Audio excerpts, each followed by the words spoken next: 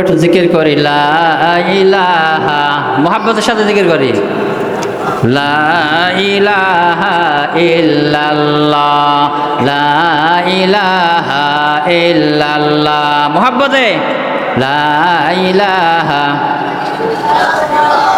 লা ইলাহা। বাইরে বহু দূরে মদিনা, আমরা কেমনে যাব জানি না। বাইরে বহু দূরে মদিনা, আমরা কেমনে যাব জানি না। দয়ার আল্লাহ দয়া করো, আমার দয়ার আল্লাহ দয়া করো, পোড়াও মনের বাসনা। লা ইলাহা, জরে লা ইলাহা, লা ইলাহা ইল্লাল্লাহু মুহাম্মাদুর রাসূলুল্লাহ। আমার ভাইরা, তাহলে আল্লাহ রাব্বুল আলামিন বলছেন লাকাদ কানা লাকুম ফি রাসূলিল্লাহি উসওয়াতুন হাসানা লিমান কানা ইয়ারজুল্লাহা ওয়াল ইয়াউমাল আখির। আল্লাহ রাব্বুল আলামিন বললেন তোমাদের নবী, তার ভিতরে রয়েছে তোমাদের জন্য মহৎ আদর্শ, তার আদর্শ থেকে তোমরা আদর্শ গ্রহণ করে তোমাদের জিন্দেগিটা এরকম পরিপূর্ণ আলোকময় করে নিয়ে নাও। আমার ভাইরা, তাহলে নবী পাক সাল্লাল্লাহু আলাইহি সাল্লাম ন্যায় বিচারক, নবী পাক সাল্লাল্লাহু আলাইহি সাল্লাম তিনি ছিলেন দেশের প্রেসিডেন্ট। আমার বন্ধুগণ, নবী পাক সাল্লাল্লাহু আলাইহি সাল্লামের আদর্শ ছিল স্ত্রীদের সঙ্গে সৎ ব্যবহার করা, স্ত্রীদের সঙ্গে কেমন করে ব্যবহার করতে হয় রাসূল কারীম সাল্লাল্লাহু আলাইহি সাল্লাম শিক্ষা দিয়ে গেছেন। আজকের আমরা তো স্ত্রীদের সঙ্গে ব্যবহার করি কেমন এটা আমরা নিজেরাই জানি।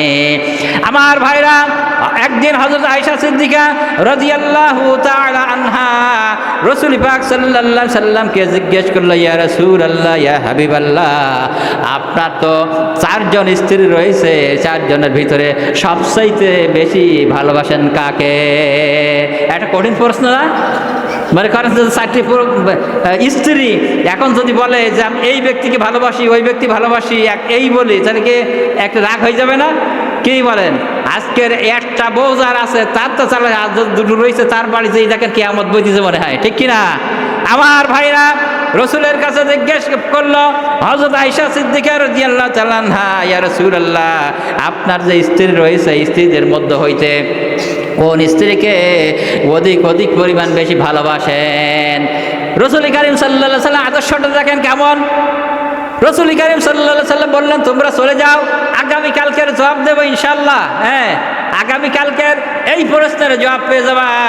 আমার বন্ধুগণ, রাসূল কারীম সাল্লাল্লাহু আলাইহি সাল্লাম কি করলেন দেখেন। রাসূল কারীম সাল্লাল্লাহু আলাইহি সাল্লাম কেমন দয়ার নবী, মায়ের নবী।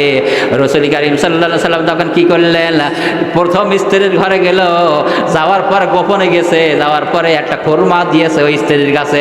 ওই স্ত্রীকে বলল, তোমাকে একটা খুরমা দিলাম, এইটা যেন কেউ না জানে, এইটা যেন কেউ না জানে, কখনো বলবা না, কারোর সঙ্গে বলবা না। হ্যাঁ, কারোর সঙ্গে বলবা না। এইবার তার কিছু পরে দ্বিতীয় স্ত্রীর কাছে যখন গেল, যাই তার হাতে একটা খোরমা ধরাই দিয়েছে, বলল যে স্ত্রী, প্রাণের স্ত্রী, এই খোরমাটা তোমার কাছে দিলাম, এই খোরমাটা তুমি খুব ভালো করে রেখে দেবা, কিন্তু আমি যে তোমার কাছে খোরমাটা দিয়েছি, খেজুর দিয়েছি, এই কথাটা যেন কখনো কারোর সঙ্গে বলবা না। আরেকজনের কাছে দিলে একই কথা বললো, আরেকজনের কাছে আরেকটা খেজুর দিলে একই কথা বললো। আমার ভাইরা, আমার বন্ধুগণ, রাসূলের আদর্শটা দেখেন, এমন ভাবে সব স্ত্রীদের সঙ্গে একই রকম ঠান্ডা করেছেন, একইভাবে সৎ ব্যবহার করেছেন, কিভাবে দয়ার নবী, মায়ের নবী কত হিকমত খাটাইয়েছেন। এইবার পরবর্তী দিন স্ত্রীদেরকে সব ডেকেছে, বললে আসো, কাকে ভালোবাসি বলবো। স্ত্রীরা সবাই আসলো, আসার পরে এক বাক্যে উত্তর দিল যে আগামীকালকের যে তোমার হাতে যে খোরমাটা, যার হাতে আমি খোরমাটা দিয়েছিলাম, যার হাতে খেজুরটা দিয়েছিলাম, আমি ওই স্ত্রীকে খুব বেশি পরিমাণ ভালোবাসি। এখন এক স্ত্রী জানে না আর স্ত্রীর কাছে একটা খোরমা আছে, এখন আমি স্ত্রী মনে করতেছে আমার কাছে একটা খোরমা দিয়েছে, তাহলে আমার ভালোবাসে। ওই স্ত্রী মনে করতেছে তাহলে আমার হাতে খোরমা দিয়েছে, আমাকে ভালোবাসে। তাহলে 4 জন স্ত্রীকে কত ভালোভাবে আপনার হেকমত খেদমত দিয়ে আল্লাহ নবী জনাবে মুহাম্মদ রাসূলুল্লাহ সাল্লাল্লাহু আলাইহি সাল্লাম তাদেরকে খেদমত করেছে। তাহলে এইরকম যদি স্বামী হয় যে আমাদের বর্তমান অবস্থা যদি এই হতো, তাহলে বলতো তুই যা, তোর তো পছন্দ হয় না, আর একটা নিয়েছে এইটা নিয়ে থাকবো, এরকম বলে না? আমার ভাই না, রাসূল কারীম সাল্লাল্লাহু আলাইহি সাল্লামের যে আদর্শটা, এই আদর্শগুলো আমাদের ধারণ করতে হবে। দেখেন নবী পাক সাল্লাল্লাহু আলাইহি সাল্লাম আদর্শ ছিল, তিনি একজন আমানতদার। কি দার?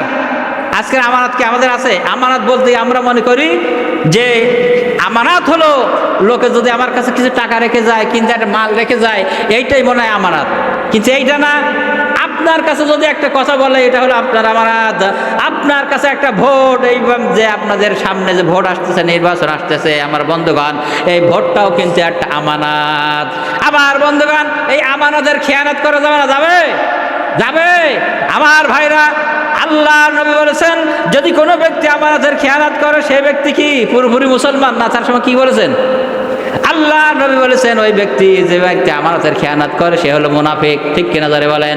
আমার ভাইরা, আমার বন্ধুগণ, তাহলে আজকে আপনাদের সামনে নির্বাচন আসতেছে, ওই নির্বাচনটা হলো কিন্তু আমাদের পবিত্র আমানত।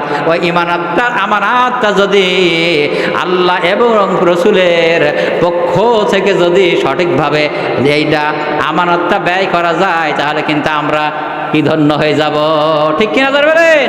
আমার ভাইরা, আমার বন্ধুগণ, এই আমানতটা আমরা অনেকে কি করব? নির্বাচন যখন আসবে, ভোট যখন এসে যায়, যখন এই আমানতটা আমরা করি কি? আমার ভাইরা, সারা জীবন নামাজ, রোজা, হজ, যাকাত করলাম, সব কিছু করলাম। আমার ভাইরা, আমার বন্ধুগণ, যখন এই নির্বাচন আসে, আপনার আমানতটা তখন দেখা যায় যে রাত্রি ক্যান্ডিডেট এসে যায়। রাত্রি ক্যান্ডিডেট আসে বাড়িতে আসার পরে দেখলো এই বাড়িতে ভোট রয়েছে 12টা ভোট আছে। বাড়ির গার্জিয়ানের খোঁজ করে কন্ট্যাক্ট করে, তোমার 12টা ভোটের কত টাকা দেওয়া লাগবে, এমন পর্যন্ত 12টা ভোট 12,000 টাকাতে কিনে গেল। তখন ওই আমানত কোথায় গেল, আর আমরা খেয়াল করি না। কিন্তু আল্লাহর নবী জনাবে মুহাম্মদ রাসূলুল্লাহ সাল্লাল্লাহু আলাইহি সাল্লাম কেমন আমানতদার ছিলেন?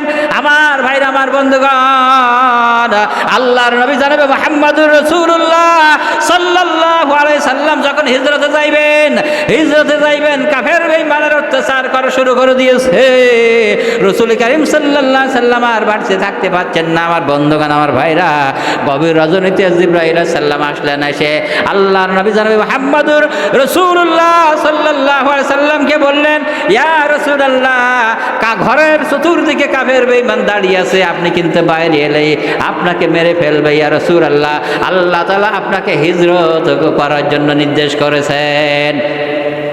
আমার ভাইরা, আমার বন্ধুগণ, আল্লাহর নবী জনাবে মুহাম্মদ রাসূলুল্লাহ সাল্লাল্লাহু আলাইহি সাল্লাম ঘুম থেকে জাগলেন।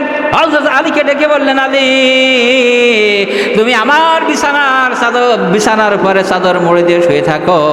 আমি চললাম, আমার অর্ডার হয়ে গেছে, হিজরত করলাম, আমি চললাম মদিনার দিকে। আমার অর্ডার হয়ে গেছে, আল্লাহ পাক আমাকে নির্দেশ করেছেন হিজরত করার জন্য। আমি চললাম মদিনার দিকে। আলী, তুমি ভালোভাবে খেয়াল করো।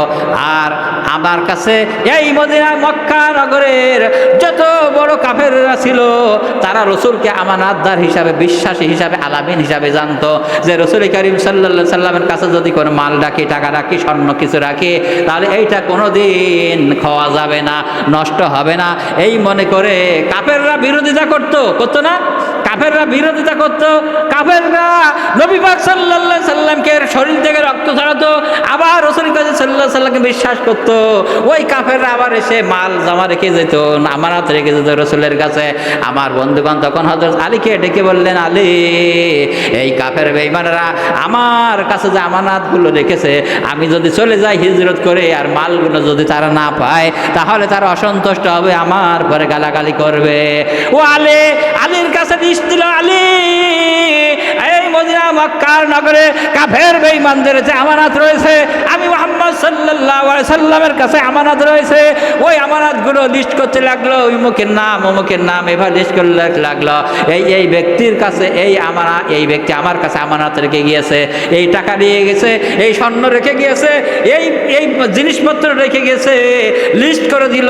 আলী রাদিয়াল্লাহু তাআলা কি করলো? ওই লিস্ট মোতাবেক আল্লাহর নবী যখন হিজরত করে চলে গেলেন, যাবার সাথে সাথে আল্লাহ নবী জনাবে মুহাম্মদ রাসূলুল্লাহ সাল্লাল্লাহু আলাইহি সাল্লামের সাহাবী আলী রাদিয়াল্লাহু তাআলা আনহু কাফেরদেরকে ডেকে ডেকে আমানাতগুলো তাদের পৌঁছাই দিয়েছে। জোরে বলুন সুবহানাল্লাহ। তাহলে আজকের আমাদের অবস্থা হয়তো আমরা আজকে ফিরিয়ে দিতাম, বলেন ফিরিয়ে দিতাম দিতাম যদি আমার কাছে কোনো ব্যক্তি জায়গা যায় 5 লক্ষ টাকা লেগে গেছে, এখান থেকে গেল 2-3 বছর হয়ে 1 বছর হয়ে গেছে, এমন সময় আমি চোখ উল্টেই দেই যে কোয়ানে রেখে গেলে তোমার টাকা, এরকম আছে না নাই? এইরা পাবলিক আছে না? আমার বন্ধুগণ, আসুন আজকে সিরাতুন নবী সাল্লাল্লাহু আলাইহি সাল্লাম মাহফিল থেকে আমরা শিক্ষা নেই, রাসূল কারীম সাল্লাল্লাহু আলাইহি সাল্লাম আদর্শ আমরা যেন জীবনে ধারণ করে, আমরা যেন রাসূল কারীম সাল্লাল্লাহু আলাইহি সাল্লামের আদর্শটা গ্রহণ করে বিদায় নিতে পারি। আল্লাহ পাক আমাদের সকলকে তৌফিক দান করেন, আমিন। ওয়া আখির দাওয়ানা আলহামদুলিল্লাহ। আসসালামু আলাইকুম ওয়া রাহমাতুল্লাহ।